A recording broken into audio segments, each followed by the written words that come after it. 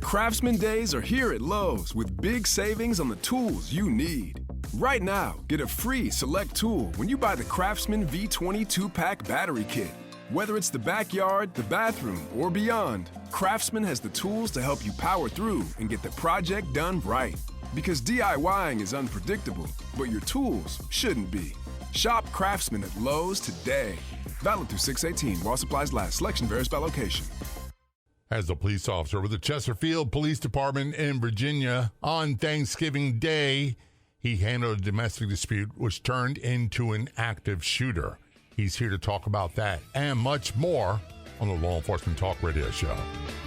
Welcome to the Law Enforcement Talk Radio Show. In the Law Enforcement Talk Radio Show, we are joined by special guests talking about their experiences, the realities of investigating crimes, plus those who have experienced horrendous trauma. Police, first responders, military, and victims of crime share their stories. Hi, I'm John J. Wiley. In addition to being a broadcaster, I'm also a retired police sergeant. Be sure to check out our website, letradio.com, and also like us on Facebook. Search for the Law Enforcement Talk Radio Show. If you want to be a guest on the Law Enforcement Talk Radio Show, simply contact us. It couldn't be easier. You can send us a message on Facebook. Look for and like the Law Enforcement Talk Radio Show page, or email jay@letradio.com. That's JAY@letradio.com. Joining us on the Law Enforcement Talk Radio Show, we have Kyle Ashley Woods, a former police officer in Chesterfield County Police Department in Virginia, which we'll talk about in a few moments. And he is also one of the hosts of the Critical Incidents podcast. Just do a Google search for Critical Incidents podcast. He goes by Kyle Ashley on that. Kyle, thanks for being guest on the Law Enforcement Talk Radio Show and for your service. Both very much appreciated.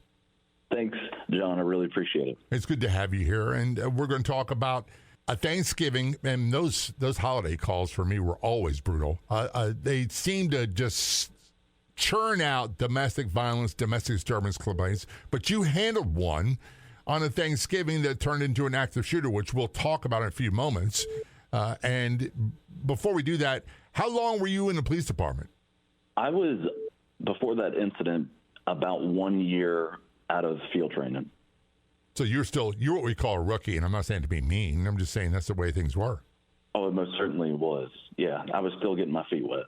And at 1 year out of field training, here's the dichotomy that we use. 1 to 5 years, I hate to say this, most people are rookies. Depends on the department. If it's a really active department, they're really proactive, and they have good instructors, good seasoned officers and sergeants that train them, they can advance that. 5 to 10 years, they are really good at what they do. 10 to 15, they're exceptional officers. 15 to 20, they turn into salty veterans. You can't tell them anything. 100% accurate. I agree with all that. And unfortunately, a lot of people, and I'm not saying this as a negative, as a complaint or criticism, we have a lot of departments in the United States now that are run by young people. When I say young people, rookies. Rookies being promoted. Rookies have never experienced anything, and they're telling people to do their job, and they don't handle the bad stuff. And they don't know the basics of things like respect. They don't know how to de-escalate. They don't know how to do a lot of things that are crucial that I learned from the senior officers. Yeah. I think that is a common trend that you see across the U.S. It is really important, just in the small time frame that I was at the police department for, just over 10 years, having those different calls and those different experiences and the different interactions with people really does round out who they are. But, we are seeing sergeants get promoted after 5 years of service, and it's hard to grasp that right now. Right. And in my department, I made sergeant in 7 years. And the first 2 times I took the test, I didn't make the list. There's a lot of politics that went involved. It was very difficult to do. It was very competitive. So I was very proud of that fact. But what happens, and again, this isn't with everybody, but what happens is we have police. In Baltimore, we have police, real police. We had good police. Then we had mobile report takers. And mobile report takers are the ones who are the last ones to show up every call. They never get blood on the uniform. They never get complaints. And they usually get promoted. And they wind up criticizing those who do the job. Yeah. And that's the reality of what it is. You have poor leadership across the board in a lot of our major American police departments. Yeah. One of the things that really helped me is that I was blessed with really good supervisors who, really kind of like took me under their wing and showed me like what it is to be a veteran officer, how to interact with people, and really what the drive of what police work really was. Yeah, I agree. I do the same thing. And I tell people, and I'm an old timer. I was trained and broken in by Vietnam combat veterans. That's what a lot of the police were. And we also had a few Korean War veterans who were part of the command staff. Then we had a lot of police that came from all the United States. But we youngsters, we were taught how to do the job right. And the first thing they taught you, number one, was you always treat people with respect until they change the tone of the conversation. Then you don't back down, especially in their house, especially in front of their people. You do not disrespect someone. You don't talk down to them. But when they start disrespecting you or talking down to you or, hey, if you didn't have that badge, you know what? You need to take action. I agree. So I've gotten to the point now, and I'm going to ask you this as a form of question, Kyle. People talk about getting death threats. Talk is cheap. Tough talk doesn't make you a tough guy. And death threats really, in my line of work, in my experience, were cheap. It's when people acted out on them that we took it seriously. Yeah. So how long have you been out of police work now? 3 years. 3 years I've been out of, taking calls. Gotcha. Now, when you left Chesterfield County Police Department, which is outside of Richmond, Virginia, you went into, I'd say it's still a law enforcement type role, wasn't it? It was, yeah. I became a special agent with the Inspector General's office for the state. And you weren't actively on the street handling calls. That was the biggest difference. And you didn't have midnight shifts and weekends, right? Correct. Yeah, it was Monday through Friday. You still had a badge and a gun, but you were just investigating crimes that employees of the Commonwealth had committed or people who fell under the code. Gotcha. And one of the things was, and we changed every 28 days, Kyle, different shifts. We had midnight, 4 to 12, and day work. And then eventually, after about 7 years on a job, they had a permanent midnight shift where a lot of guys volunteered for. So we just rotated every 28 days between day work and 4 to 12. And my most favorite was 4 to 12, except for court. It never failed. You had court the next day. And never failed. You're beat tired. And this whole thing of what I'm getting at is trying to have a relationship, trying to be married, trying to have kids, working shift work, working weekends, having rotating days off is a tough scenario to deal with. It is. It very much is. And a lot of people don't give, they don't appreciate the amount of stress it puts on the individual, the amount of stress it puts on marriages, the amount of stress it puts on personal relationships. I remember this, and we're going to break in a moment. Kyle, I was in the police academy, and which a long time ago, in a galaxy far, far away. We had a major come in and talked. At that time, 1980, there was the average life expectancy for a Baltimore police officer was 52. And they usually died within 2 years of retiring. And the main culprits were drinking themselves to death, stress from shift work, poor diet, all that stuff combined. PTSD, we didn't even talk about that back then. Critical incidents were unheard of. They were just shootings. That was everyday occurrence. So I didn't want to be one of those guys. And now I think the average life expectancy for American police officers is 68, and the average life expectancy for American men is 78. So we still got a long ways to go, don't you think? We do. Yeah. It's, I became a training officer at the police department for a couple of years. And I always told all of the new recruits that before they're police officers, they are fathers and husbands and wives and daughters. They're that before they're a cop ever. And it's so important to balance all that, but it does become difficult, especially with shift work. If you're on the Clubhouse drop-in audio chat app, be sure to look for me and follow me. My name's John, the letter J, Wiley, W-I-L-E-Y. You can also search for @LET Radio Show. That's John J. Wiley, W-I-L-E-Y, @LET Radio Show on the Clubhouse drop-in audio chat app. We're going to take a short break. We're talking about Kyle Ashley Woods, and we're going to talk about a domestic violence call on a Thanksgiving that escalated into an active shooter. He was on scene.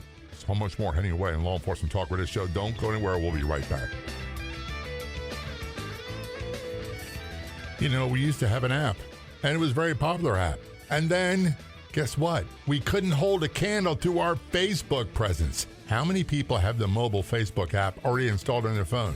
How many people use it on their computer?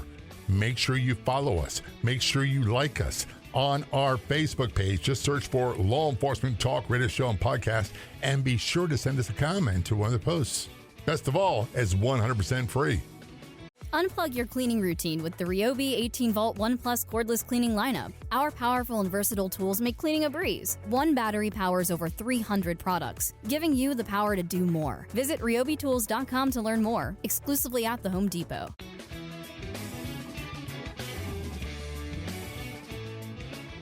Return a conversation with Kyle Ashley Woods on the Law Enforcement Talk Radio Show. Kyle's a former police officer from Chesterfield County Police Department in Virginia. And he is now a podcaster. Do a Google search for the Critical Incidents Podcast. And he's still working in some way, shape, or form of law enforcement, which we'll talk about in a few moments. But let's direct your attention back to when you're 1 year out of field training, Chesterfield Police Department in Virginia. On a Thanksgiving Day, you get a call for a domestic violence situation, which is not, I hate to say it, not unusual. Tell us about that. Yeah. It was it was Thanksgiving evening. I just went in for night shift, and one of my beat partners had gotten the call first, and it was down in some townhouses in the southern part of our county. And he went with another officer and started responding there, and myself and a senior officer, a guy that had been on the force for 15, 20 years, were sitting at the station catching up on some paperwork. And when the officers arrived on scene, they immediately started calling out that there was an active shooter. And you could hear the gunshots go off in the background of their mic. And so we hopped in our car, and, we were right around the corner. We weren't too far from there. So we went down. That was kind of one of those interesting experiences. One of the first times I'd driven on the wrong side of the road around people just to get there, because, two officers are engaged with someone who's actively shooting at people. And so we arrived on scene, and one of the first things that happened that really stuck with me is the senior officer had a rifle in his trunk, and we always kept our rifles locked in a box. And so when we arrived on scene, we parked at the corner of these row of townhouses, and when I got out of the car, that was the first time as an officer that I heard gunshots going off in a neighborhood. You train at the range, you do all these things, but this was the first time it was a real call, real gunfire going off, and the echo through the neighborhood and off these townhouses. And so I'm hearing the officers yelling. The senior officer who pulled up next to me is getting the rifle out of his trunk, and so I'm making sure that there's no threat towards us while he's getting that rifle, and he can, attend to that. So he gets his rifle, and then we take off running towards the gunfire. We were probably a little less than, 7, 8 townhouses away. And as we're running, this lady starts running towards us, and it's nighttime, it's hard to see, and she runs right towards us, and she starts saying, "He's shooting my kids." So we go down, we post up in front of the house with the 2 officers. I'm behind a van with one officer who was already on scene, and you can see inside of this townhouse. It's almost like the front door opens. You can see through the house to the back door. And as you're looking into the house, you could see this guy walking around with a gun, and you see 2 people on the floor. And, just from what the lady was saying, I just assumed that those were the kids at the time. And the officer next to me says he's shooting at us, right? And there's gunfire still going off. And so the guy inside the house is shooting back towards the door, and then he stands over top of the kids, and it looks like he's trying to shoot the kids, just standing over top of them with a gun pointed at him. So the officer next to me had a better shot and started shooting at him, which he moved out from the line of sight, and that officer who shot at him said he's going to the back door. And so I took off from where I was to run around the townhouse to the back door, and that other officer who was, more senior than I was, he came with me. And one of the things that really stuck out with me when I was running to the back door, right, just this adrenaline dump that I've had so far, is that I can't see anything out of the peripheral of my vision. Right. I just see nothing but the grass in front of me. I don't see the townhouses on either side of me when I'm running through this little alley. And that was the first time I'm like, this is what tunnel vision is like, looking back on it. So we run to the back of the house, and the senior officer wanted to go to the back door, right, just to encounter him in the back door. And I saw that there was this big green metal electrical box. And it was kind of posted a little bit on a hill, I don't know, maybe 30 feet away from the back door. And so I went behind there, and I told the senior officers, hey, let's come up here. Give us this little bit of, it definitely gives us concealment and hopefully cover. I mean, it was made of metal, but, best thing that we had instead of just... Yeah, cars are made of metal too, but we know the bullets go through car doors, so... And behind the engine block and a wheel is the safest place to be using a car or vehicle for cover. Yeah, and this seemed to be the best spot in my mind. It would be better, and just thinking about it, than encountering a guy within 5 feet of you who opens a door with nothing in between you. Right. At least at this point, we would have a little bit of a height advantage and somewhat of cover and concealment. And now, I got to ask you this. When that was going on, and I'm just going from my own experience, I don't have a lot of time to think and process things logically. Afterwards, when we talk about it, we do. But when you made the decision to get some concealment behind us and get a slightly elevated position, were those conscious thoughts on your part, or was that just reverting to your training and reacting? It was, I'm going to say a little bit of both. I wasn't necessarily thinking let me find cover and concealment. It was when we were running around the back, I saw the box, and I saw that it had a good view of the back door. And so I was like, well, that's a good spot because I can get a steady, I can steady my grip, my hand, my pistol. I can get a little bit better of a position. At least that's just my initial thought going through. I mean, I'm not thinking that as clearly, but I was like, that seems like a good place right now. Yeah. And so I called him back, the other officer back there, and he came back with me. And so we just sat there. The guy hadn't come out the back door yet, but he did eventually open the back door. And when he opened the back door, we had our flashlights on him, and there was other officers that were making their way around back at the time. And so he walked out of the back door with a gun in his hand, but the gun was just pointed at the ground, and we all gave him verbal commands to drop the gun. And he stood there, looked at us for a second, and then dropped the gun just right there. And so, we gave our verbal commands, pruned him out, put him in cuffs, and at that time, the back door was open. We didn't know if there was anybody else in the house. So the senior officer, I put the handcuffs on the guy. The senior officer took him and started escorting him away from the scene. And I stood at the back door waiting for the other officers, letting them know on the radio, hey, we have him in custody in the back, and we need to clear the rest of the house. But when you look inside the house, there's 2 kids laying on the floor, lifeless, just bleeding out everywhere. We're turning to that conversation in just a few moments. We're talking with Kyle Ashley Woods, a former police officer from Chesterfield Police Department in Virginia, about a Thanksgiving incident that escalated into an active shooter. It started as a domestic violence call. He is one of the hosts of the Critical Incidents podcast. Just do a Google search for the Critical Incidents podcast, and you will find them. This is Law Enforcement Talk Radio Show. We got so much more to talk about. Don't go anywhere. We'll be right back.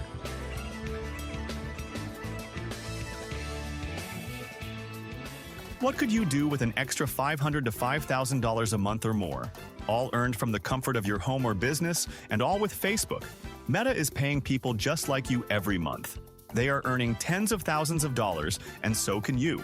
Learn how to create another revenue stream from Meta and dramatically increase your reach, all without breaking your own time bank. Sign up for a free membership at letbreak.com. letbreak.com. That's letbreak.com. From loneliness to a fulfilling, intimate relationship. Shot at Love, the book, offers insights, life lessons, and a lot of comedy. Get a copy of Shot at Love for all those looking for love and striking out.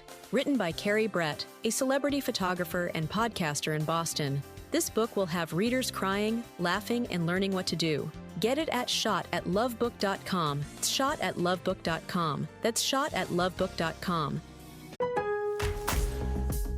Craftsman Days are here at Lowe's with big savings on the tools you need. Save $100 on the Craftsman V20 6-tool power tool combo kit, now at $199. No matter what the project is, Craftsman's high-quality, high-performance products empower you to build on. Stop by your nearest Lowe's store and check out the full line of Craftsman tools today. Valid through 6/18 while supplies last. Selection varies by location.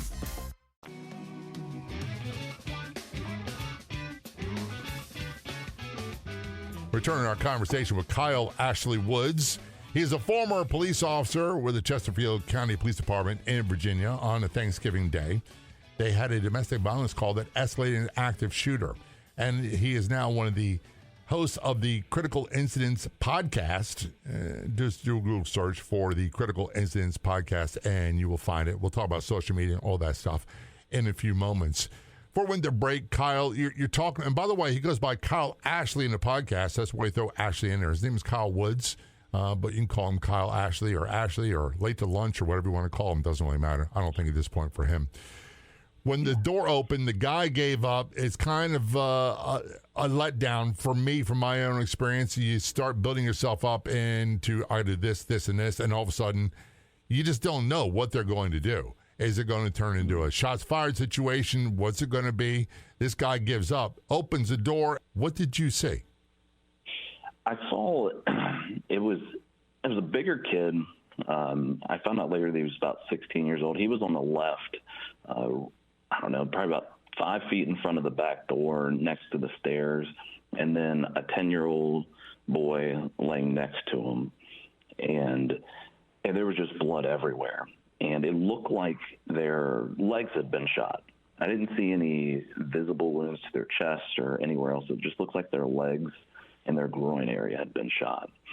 And it was one of those situations where officers needed to come in the house, and so we can clear the upstairs. And so the sergeant had come around to the back of the house, and he's like, Woods, stay with the gun. You stay here. We're clearing the house. So I stood at the back door with the firearm. Everyone else cleared the house. And because this had gone on for, I don't know, I guess the situation probably took 10 or 15 minutes, rescue was, or EMS was staging right around the corner. And so once they heard that we had someone in custody, they were in the house as officers were coming in and clearing the upstairs. And so it wasn't one of those opportunities where I'm going to stand next to a gun while these kids are just bleeding out. They weren't moving. They weren't talking. You could see that they were breathing. At least the older boy looked like he was breathing. But literally, as officers were coming in to clear the upstairs, EMS was right behind them and taking care of the boys' tourniquets and all of the stuff that they do. And so the house got cleared. They strapped the boys to a gurney, put them in the ambulance, and took off.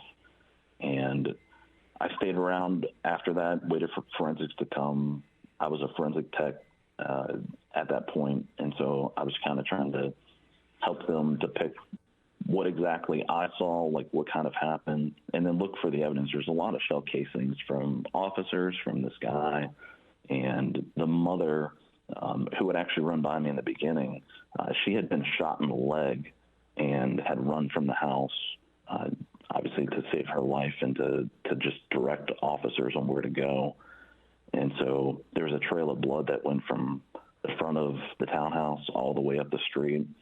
And so I just stayed around, helped with that. And this was the first time after the situation had happened that I had to go sit down with our detectives and get interviewed right then and there because, obviously standing next to the officer that was shooting at this guy. And, that was a different experience, right? I'd just been out for a year. And so I was trying to figure out, am I in trouble? Like, should I have shot this guy? Right. Did I do things the right way? Look, that's how we get better at our job. It's I call it the coulda, shoulda, wouldas. And we correct each other. Hey, in the future, do this. But it's not uncommon for me to say, man, I should have done that. I should have done this. And I can appreciate being what we call a homicide. What people don't understand is when an officer involves shooting, at least in Maryland, the officer is the suspect. The criminal is the victim. And it's treated like a criminal investigation until proven otherwise. And it's not a fun environment to be in. It's not. TV doesn't give it justice, does it? No. And then, the officer that did shot me, obviously here in Virginia, everything gets submitted to the grand jury for just to let them know and see what they want to do. But it was interesting. It was interesting to sit down and, there's two different types of rights, right? Like, so there's the internal investigation and then the criminal investigation. So it's like, we're getting read your rights while you're in uniform. But I went through that, wrote up the report, at least the supplement part for what I did for that part. And, the most interesting thing is that it was such like an adrenaline dump and, being there and, looking back at it, you're just like Mark 10:8. You're just like, all right, it's time for the next call. Right. And that's where the real damage comes in. I think as an industry, policing in the United States has gotten better with what we call the big deals, the critical incidents, the really shocking things. A lot of departments are being proactive when it comes to that. But where they seem to miss it is when it comes to everything else, the daily grind, the shift work, the exposure to violence, all those things. And when you take that traumatic critical incident and you compound it with everything else that these officers go through, quite often results can be devastating. Yeah. It was completely different. You obviously just got to go back and do. Luckily, it was midnight shift. It was Thanksgiving. There wasn't anything else that happened that evening. It was kind of the aftermath of it is the day after Thanksgiving. Me and the wife were driving to New York City because we wanted to go see, the tree lighting and Rockefeller Center and all that stuff. So I got off work, and instead of sleeping, I was like, you know what, I'm going to drive. Let's just drive up there now. And after any of these situations that people have gone through, it was like the same thing we're talking about. It's like I thought about so many different scenarios of like, should I have done this? What else could I have done? Should I, And so that messed with me for probably a week or two, just off and on sleeping or just you kind of blank out and think about you're running it through your head, the scenarios and all that stuff. So that's kind of how it played out for me. And then, from that experience, it taught me a lot about what I was capable of or what I could recognize within myself after evaluating it. Oh, yeah. One thing good the police department did is when we came back to work, we got everyone together who was actually on the scene and the 911 dispatcher, and we all talked about it. It's almost like a debriefing, and they offered, hey, if you want to talk to the psychiatrist or whoever it is with the county, you most certainly can. Yeah. And just so that everyone you can volunteer for that, but don't let us see you do that. You're right. Yeah. And that was, I think that was 2012. So it was still before the time where people talked about their mental health or talked about situations they were in. They were like, I'm fine.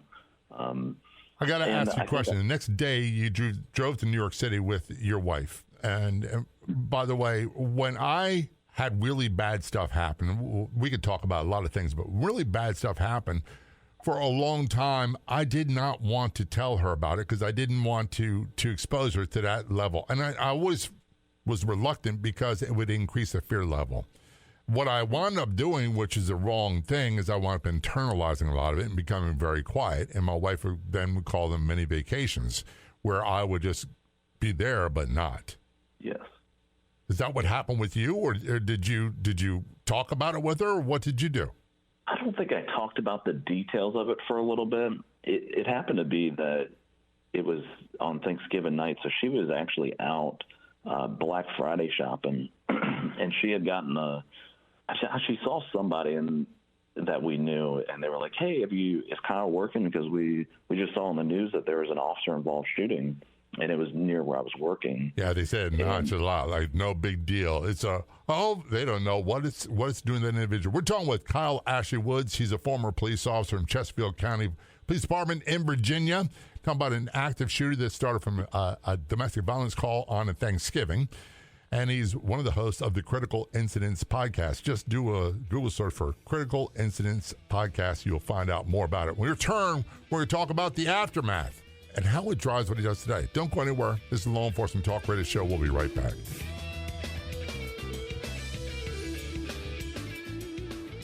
Are you turning 65 or stuck with a Medicare plan that just isn't cutting it? We make Medicare decisions and maximum coverage simple. Whether you're enrolling for the first time or looking for a better plan, our experts will help. Call 866-427-1225, 866-427-1225, 866-427-1225, or visit lethealthy.com, lethealthy.com to learn more. There's another location online where you can find the Law Enforcement Talk Radio Show and podcast. That's medium.com. That's spelled medium.com. Medium has 100 million average monthly total users. Look for and follow the Law Enforcement Talk Radio Show and podcast on medium.com. Unplug your cleaning routine with the Ryobi 18-volt 1 Plus cordless cleaning lineup. From the soap-dispensing telescoping power scrubber to the advanced stick vacuum, Ryobi has a solution for every cleaning task. One battery powers over 300 products, giving you the power to do more. Exclusively at the Home Depot.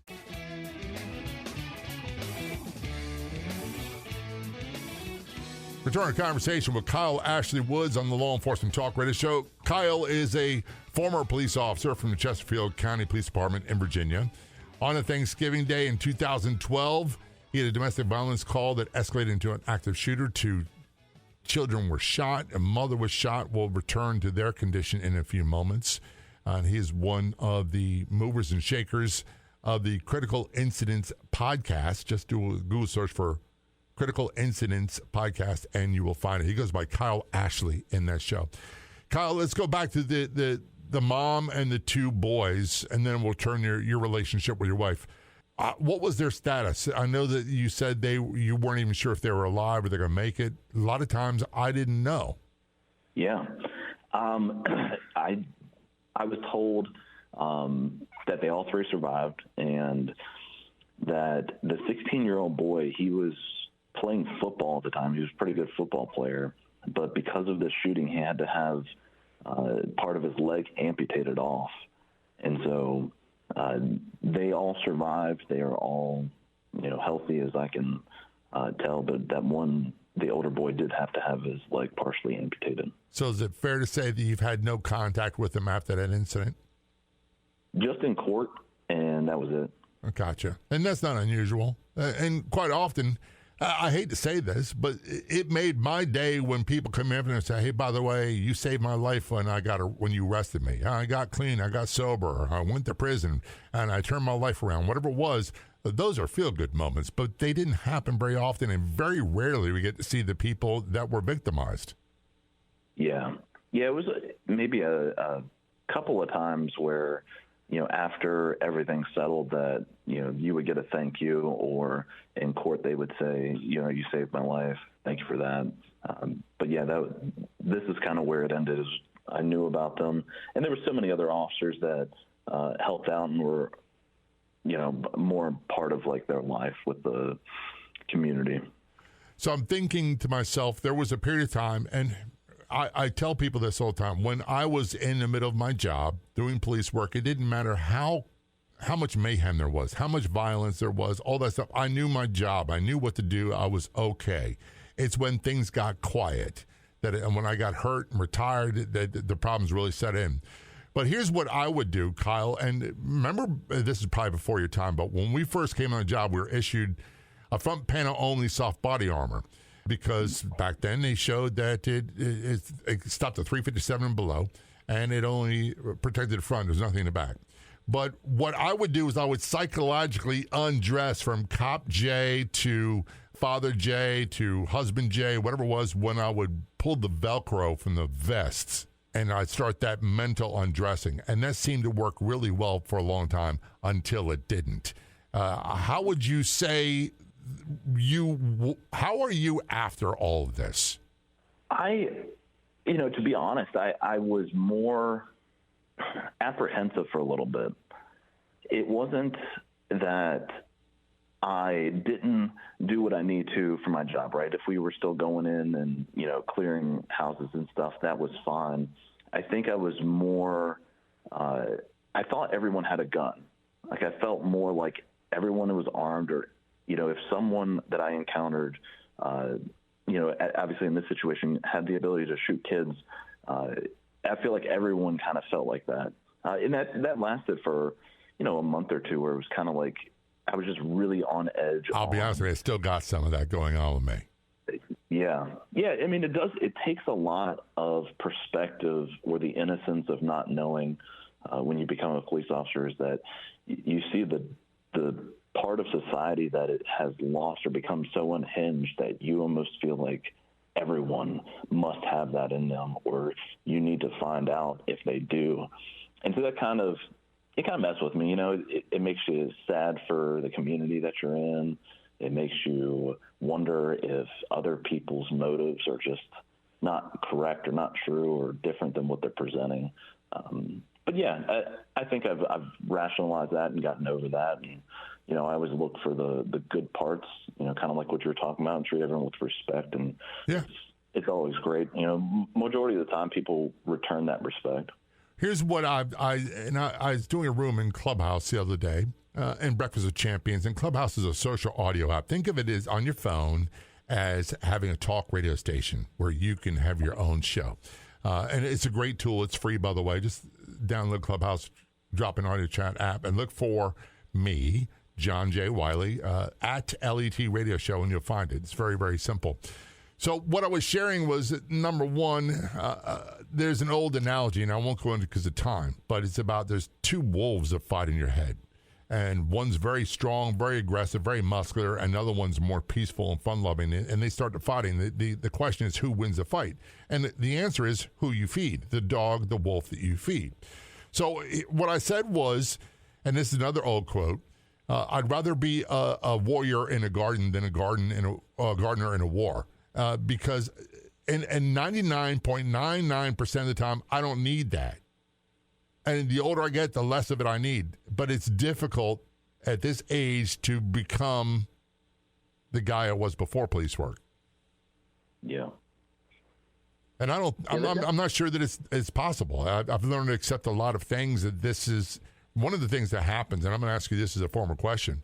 Many guests on my show since 2017, there were police go, yeah, we're damaged goods. We're okay with that. And we laugh and laugh. And I had to learn to embrace that. Have you embraced that maybe you're different than you were before? Most certainly. Yeah. And I think that I recognize it at least more after not being in police work, is that you can be out just driving with your family and you'll see the way that certain people interact, or certain vehicles that will remind you of like, oh, yep, that happened when I was in the past. And so you almost have like a predisposition on what you believe could happen in just driving around or just being out in public. So, and by the way, one thing that's a clue for me, my wife, Stephanie, the boss, I call her. Well, and my daughter's the same way. My mom, my sister's the same way. If people don't dress weather appropriate, that's a number one clue for me that they're not right. And I always say, no, let's not go in this store right now. Let's go somewhere else and they're like, why? Look at that guy right there. That's why.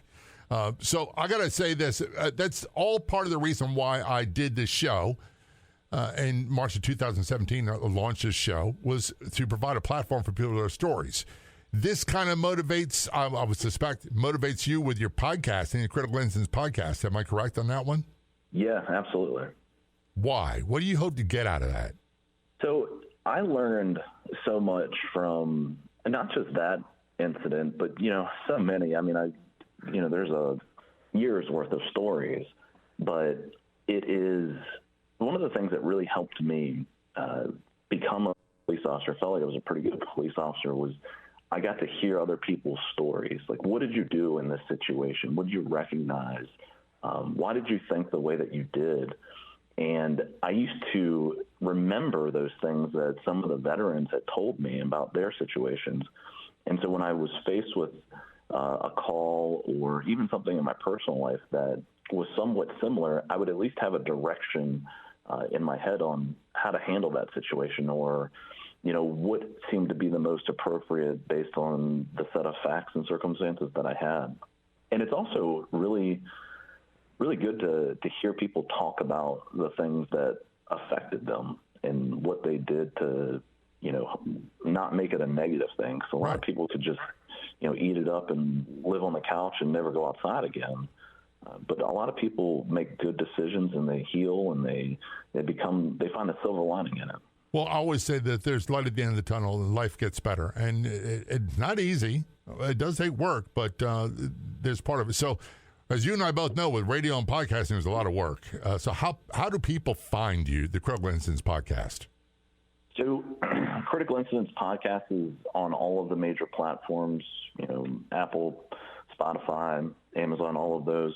We got a Facebook page and a Facebook discussion group where we talk about each episode. And just recently I had the FBI profiler from the Golden State Killer case. And so that's a pretty good thing. People can come there and the listeners can talk about, what they learned from it.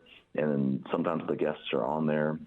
We have an Instagram page where we post the new episodes and, just some follow-up on, what's going on in the space. And so the Facebook, Instagram, and just wherever you listen to podcasts. Well, check it out. Do a Google search for the Critical Incidents Podcast, and you will find it. Kyle, thanks for being a guest on the show, and thanks for your service. Both very much appreciated. Jay, we really appreciate it, and we'll hopefully talk to you soon. I'd like to thank our guests for coming on the Law Enforcement Talk Radio Show. The Law Enforcement Talk Radio Show is a nationally syndicated weekly radio show broadcast on numerous AM and FM radio stations across the country. We're always adding more affiliate stations. If you enjoyed the podcast version of the show, which is always free, please do me a favor and tell a friend or two or three. I'll be back in just a few days with another episode of the Law Enforcement Talk Radio Show and Podcast. Until then, this is John J. Wiley. See ya. Ryobi now makes floor-to-ceiling cleaning easier than ever with cordless cleaning tools powered by 18-volt 1+ batteries. Whether it's a quick tidy-up or deep cleaning, our powerful and versatile tools make cleaning a breeze. Spend less time cleaning and more time enjoying your pristine home. And because one battery powers over 300 products, you have the power to do more. Visit ryobitools.com to learn more. Sold exclusively at the Home Depot.